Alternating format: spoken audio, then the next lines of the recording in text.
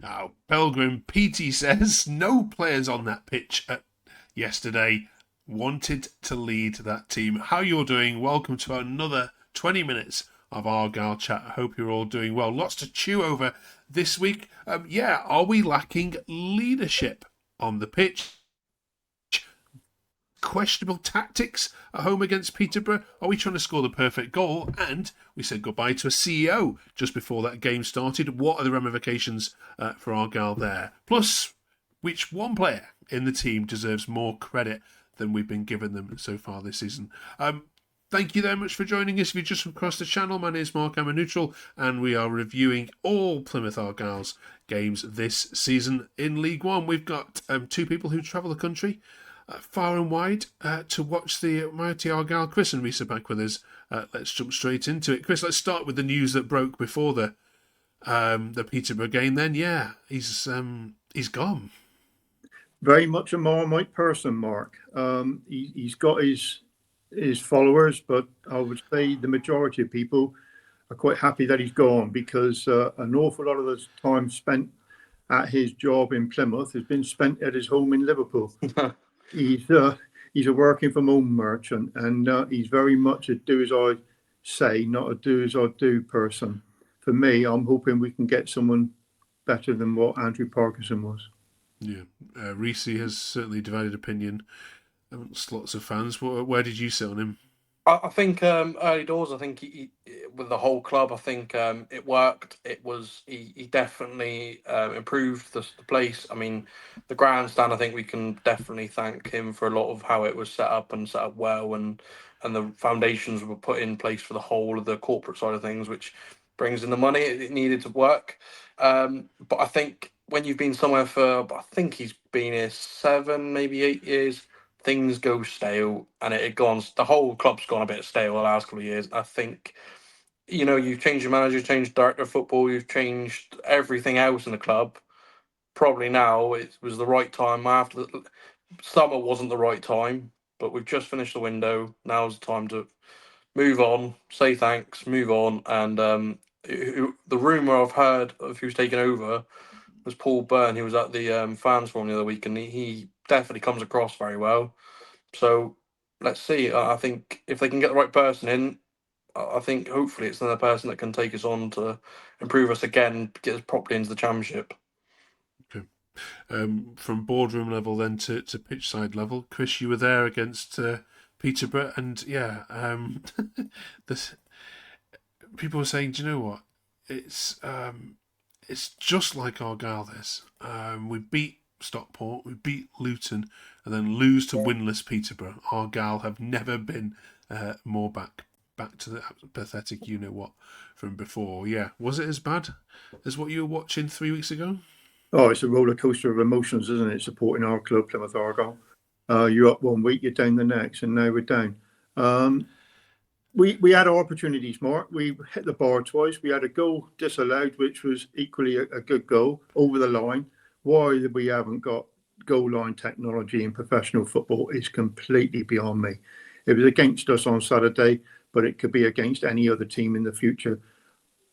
I really think we're seeing off supporters when a genuine goal goes in, crosses that line, and it's down to interpretation of the referees, stroke linesman, and we know how poor they've been this season. They've been absolutely shocking, and that was another major decision against us on Saturday when the balls cross the line and they don't give a goal. But yes, it was a poor performance. At the moment we're lacking creativity. Two of our best players, Xavier Amici and Khaled Watts, are the guys who entertain people. They get people's bums off seats. They get the crowd going, and they do things which is out the extraordinary. And with them out now till January, I think it's going to be a long, cold winter watching Plymouth Argyle because we're going to struggle against many teams. Luckily, we got Laurent Tolle to lead the force up front, and I think without him up there at the moment, we're going to be really struggling. Okay. The other thing, as we mentioned right at the top, is leadership, Reese, which some fans have said we're missing. Paddy says we are over-reliant on Joe Edwards for leadership. We have a few players who could really become leaders, but in the promotion year, we had Edwards, Houghton, Cooper, Wilson, and then Scar and Rando, who likely had influence too. We need to bring in someone with experience. Do you agree that there is a lack of voices on the pitch? Yeah, I cleverly said it, and I still to now don't understand why they went and got this Law McCabe, whatever it is. All right, seems like a good player, but when we're screaming out for experience, we're screaming out for a leader on that pitch. Why did we go and get a 19-year-old? Cleverly said, "Oh, he's technically good." What did he do? He doesn't need to be the most technically gifted player. Edwards is no longer the most technically gifted player on that pitch. He's not the quickest. He's not the. I mean, probably the challenge against Luton comes from the fact that his body's no longer as quick as his mind. But he organises that team and he understands what it means to play for Plymouth Argyle. And unfortunately, whilst they're young, they just don't get it. They just do not understand. And when you lose a silly goal against, let's be honest, it was against the run of play. Well, they were starting to turn it against us, but it was against mostly run of play of the first half. Heads drop, and at no point, maybe they lifted for about 5 minutes after the first half once Cleverly's had his hand around her neck, but there was just no one there to take a grip of the game and go, right, let's go and win this. Let's go and score. Let's go and force something. Let's go and start taking some risks. It was all too safe, all too. And it wasn't as bad as the Leighton Orient games. The Leighton Orient game was just sloppy everywhere, but it was a different type of pool where it was just slow. It was lethargic. It was boring. It was just not the Plymouth Argyle that I've watched over the last couple of years. I think even Rooney was playing better football than that at times, and that says a lot. But we took risks under Rooney. And it was when we didn't need to take risks. We took stupid risks in defence. We took stupid risks, but there was nothing. There wasn't when you're nil when it's 1-0 down in the 84th minute, and we're passing back to our goalkeeper, and he's holding on to it for the next 2 minutes. It's depressing.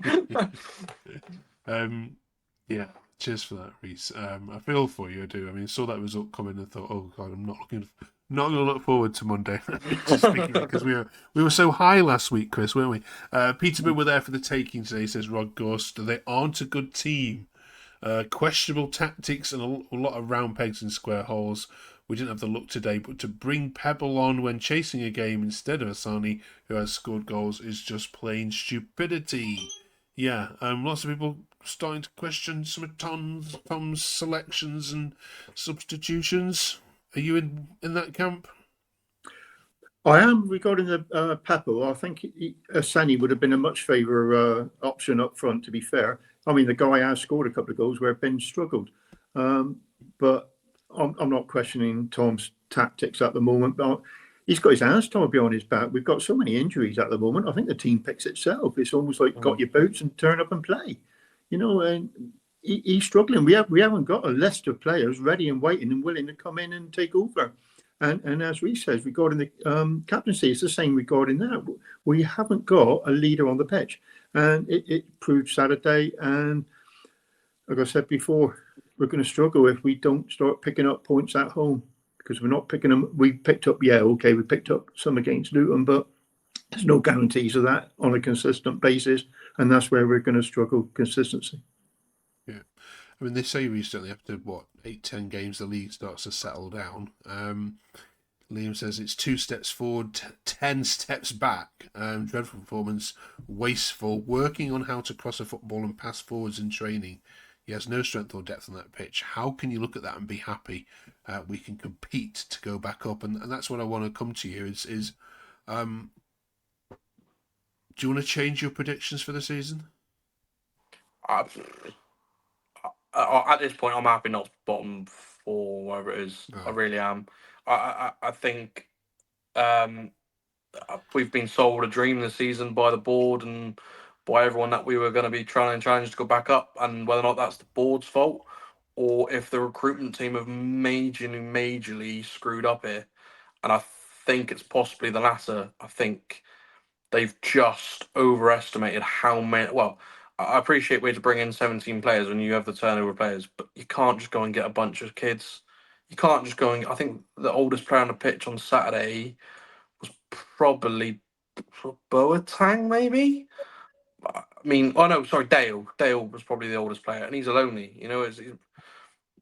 you're asking Aloni to be essentially your most experienced player on the pitch. How have we got ourselves into this position where we had the squad we had, where you had a backbone, and all we had to do is sort them contracts out early last in the season? Why do we wait until summer?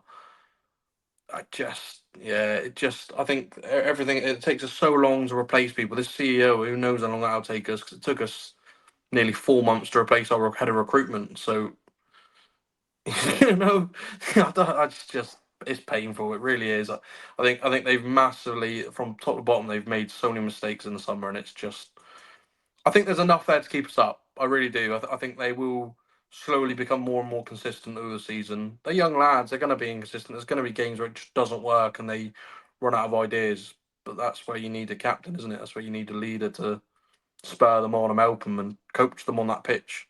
There's only so much cleverly you can do on the sideline, isn't there?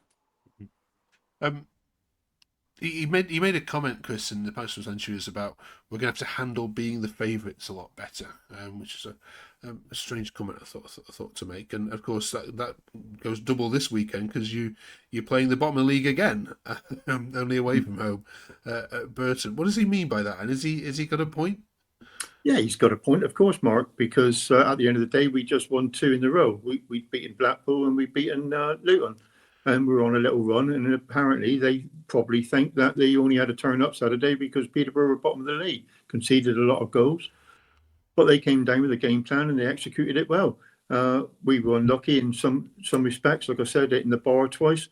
But they scored a goal, perfectly good goal. And took it on, and we come unstuck. We had no plan B. It was not like everyone was like panicking. What are we going to do now? What are we going to do? And as Reece was saying, when you're looking in the second half and you're getting into the 75th, the 80th minute, and so many passes was going astray back to the keeper, and the crowd was getting on their backs because you don't score in your own half. And it's like, come on, create something. And that's, like I said at the beginning, we never had somebody to create anything. Why they keep giving the long ball up to Laurent Toulai, who's a great player, but yeah, players around his neck, around his waist, everything was as soon as it went head out, their defender was loving life because he had him in his pocket because he was holding on to everything out of the books.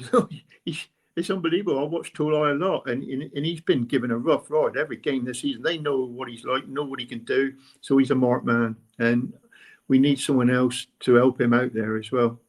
You look at the games where we've won this season. Again, it was against teams who stepped out on us.